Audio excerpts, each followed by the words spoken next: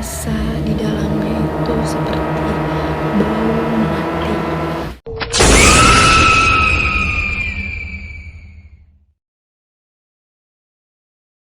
Hai guys, welcome back to my YouTube channel. Thank you banget buat kalian yang udah klik video ini. Buat kalian yang baru bergabung di channel aku, jangan lupa subscribe dulu dan nyalain lonceng notifikasinya supaya kalian gak ketinggalan kalau aku upload video baru. Nah, di video kali ini aku akan membahas kronologi kematiannya Nike Ardilla.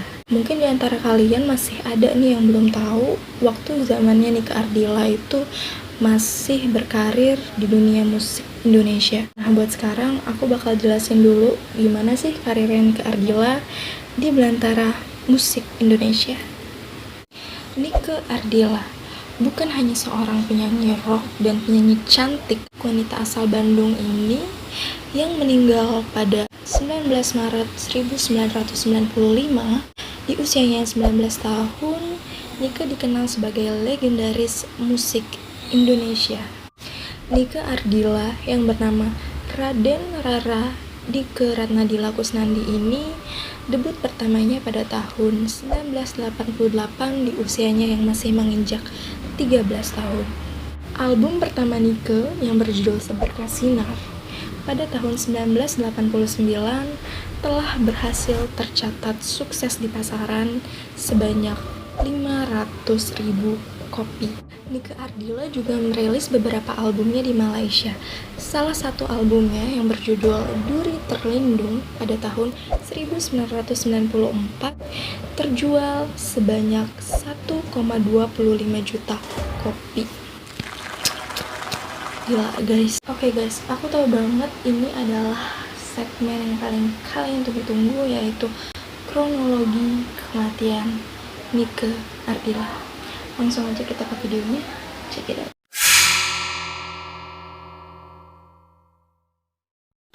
Pada tanggal 19 Maret 1995 ini, Nike yang pada saat itu ada di rumahnya merasa kelelahan nih guys, karena dia baru selesai syuting Trauma Marissa 2 yang memakan waktu selama 9 jam dan baru selesai pada pukul 2 dini hari. Pada pukul 8.00 dini hari, Nike Ardilla dan Sophie Atun Wahyuni atau biasa dipanggil Atun itu sebagai manajernya menuju ke lokasi syuting yang kedua yang berjudul Warisan 2. Dan pada saat itu mobil Nike sedang dikemudikan oleh Alim, seorang sopirnya. Pukul 10.00 Nike tiba di lokasi.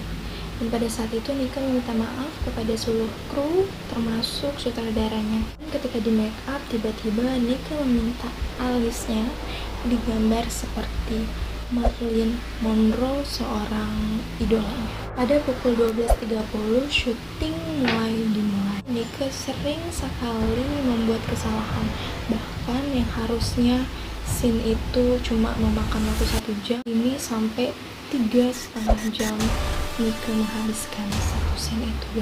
Pukul 19.30 syuting selesai dan Nike berpamitan kepada seluruh kru termasuk sutradaranya. Dan sutradaranya ini berpesan kepada Nike kalau ia harus berhati-hati di jalan. Mungkin sutradaranya ini sudah memiliki firasat gitu ya guys. Pukul 23.00 Nike sampai di rumah dan tiba-tiba Nike meminta maaf kepada ibunya.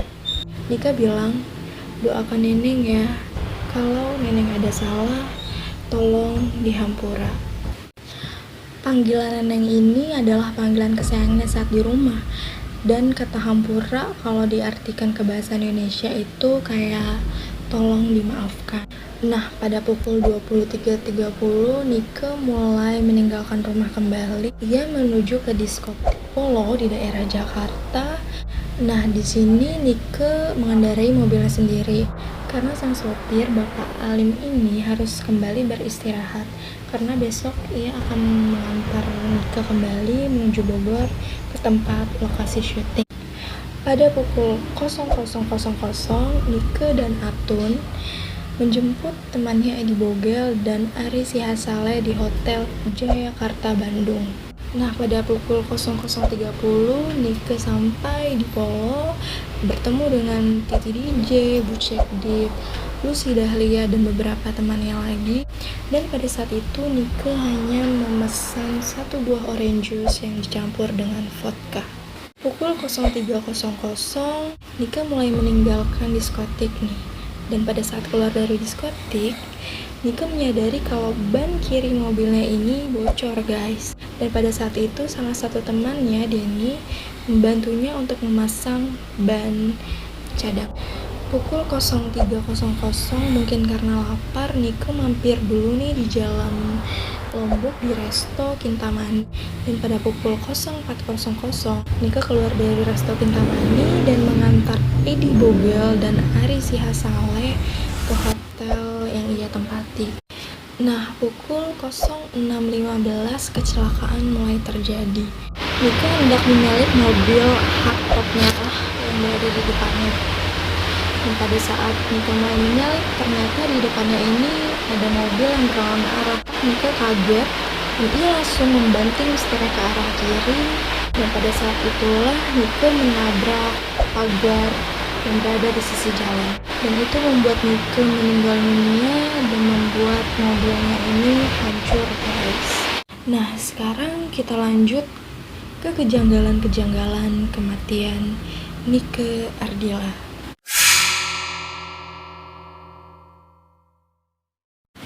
Ada yang bilang kalau mobil Nike sengaja ditabrak sama mobil hardtop merah yang pada saat itu berada di depannya mobil Nike. Tapi polisi yang menangani kasus ini, ia bilang tidak menemukan bukti apapun, tidak ada kejahatan yang direncanakan dalam kasus ini, guys. Ibu Nike Ardilla sengaja tidak diberitahu dengan meninggalnya Nike Ardilla. Jadi menurut aku di sini sih agak nggak masuk akal ya, karena nggak mungkin aja orang tuanya Nike Ardilla ini nggak dikasih tahu gitu, guys. Menurut kalian gimana, guys? Komen di bawah ya. Di kejanggalan yang ketiga, Nike Ardilla dikabarkan mengkonsumsi narkoba dan minuman keras. Tapi di kasus ini polisi tidak menemukan apa-apa dalam tubuhnya Nike kalau Nike ini mengonsumsi obat-obatan tersebut. Jadi menurut kalian gimana? Komen di bawah ya. Nah, pintu sebelumnya yang udah hancur dimuseumkan di Museum Bandung. Nah, katanya sih dari si pembeli mobil ini kalau dia punya pengalaman mistis pada saat mengendarai mobil Nike Ardilla.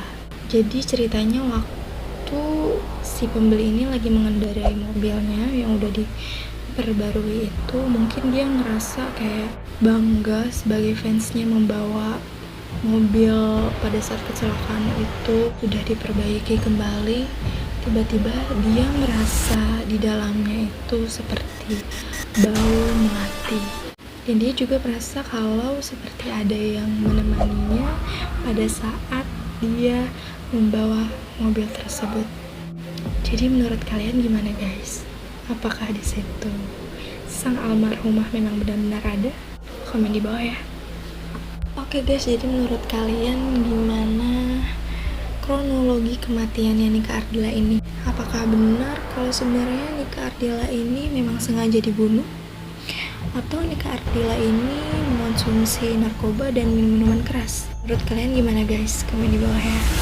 Oke guys, sekian dulu video dari aku. Dan buat kalian kalau masih mau dengar cerita-cerita lain yang belum terungkap, silahkan komen di bawah. Jangan lupa subscribe dan nyalain lonceng notifikasinya supaya kalian gak ketinggalan kalau aku upload video baru. Oke, aku Dinda Putri pamit. See you on my next video. Bye.